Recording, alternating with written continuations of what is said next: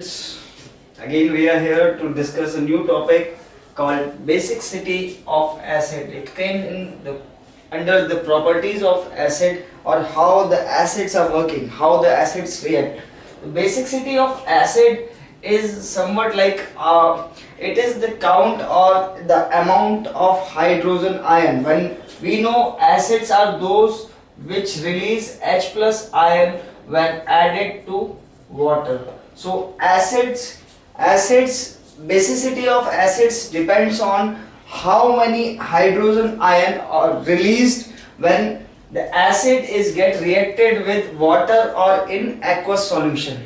So basicity of acid हमारा आता है कि जब हम एसिड का रिएक्शन देखते हैं, जब हम एसिड को किसी और चीज के साथ रिएक्ट कराते हैं तो हम देखते हैं कि ये एसिड किस तरह का बदलाव ला रहा है या किस तरह का आउटपुट कर रहा है। बेसिसिटी ऑफ एसिड कहने का मतलब है कि जब हम एसिड की बात करते हैं तो एसिड वो सब्सटेंस होते हैं जो H plus hydrogen ion release करते हैं जब वो पानी या फिर वाटर या एक्वस सॉल्यूशन के संपर्क में आते हैं। ठीक है, तो basicity is the number of hydrogen ion or of hydrogen ion replaceable when an acid is added in water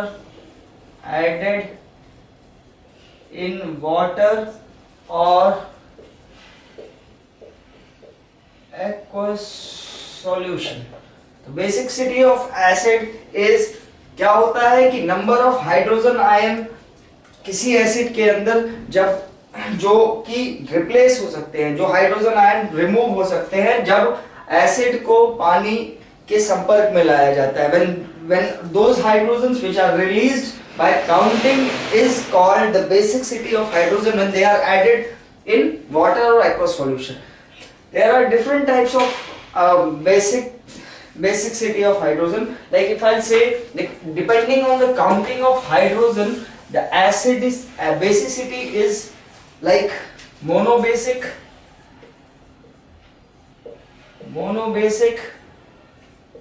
dibasic, tribasic and so on।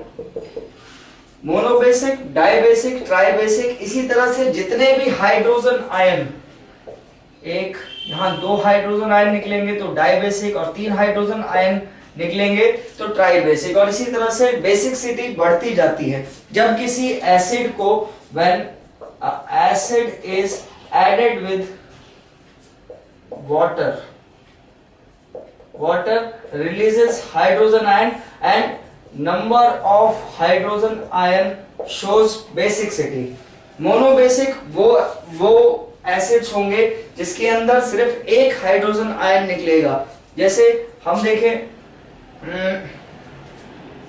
HCl, अगर HCl को हम एक्वस सॉल्यूशन यानी कि H2O में डिसॉल्व करते हैं, because acid is soluble in water, तो they forms H plus ion and OHCl minus ion।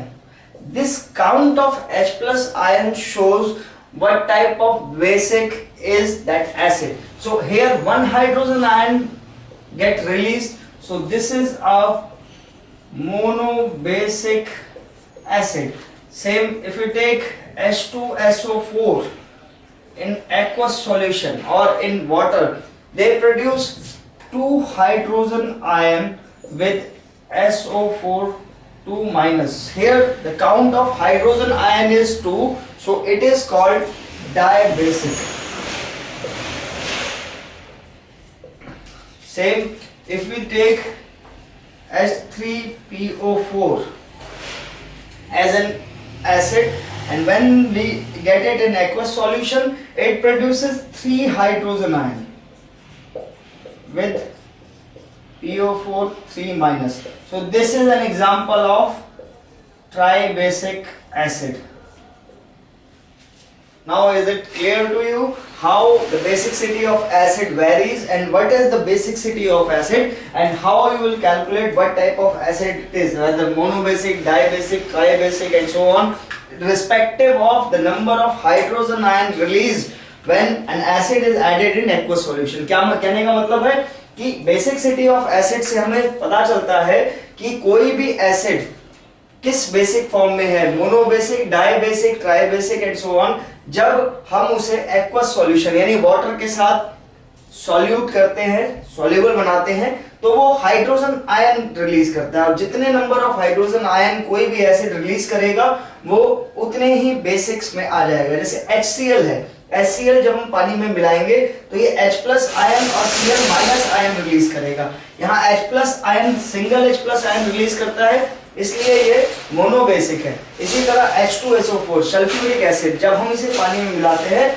तो ये 2 हाइड्रोजन आयन निकालता है और SO4 पे 2- कंपाउंड पर 2- का दूसरा आयन निकालता है, तो ये कहलाता है डाइबेसिक, बिकॉज यहाँ पर 2 हाइड्रोजन आयन निकल रहे हैं. सेम जब H3PO4 की बात करते हैं तब इसे जब हम वाटर सॉल्यूशन के अंदर डालते हैं या डिसॉल्व करवाते हैं तो 3 हाइड्रोजन आयन निकलते हैं और PO4 पे 3- चार्ज दूसरा आयन निकलता है. तो this is an example of tribasic. Thank you for watching this video. This is basicity of acid. Thank you.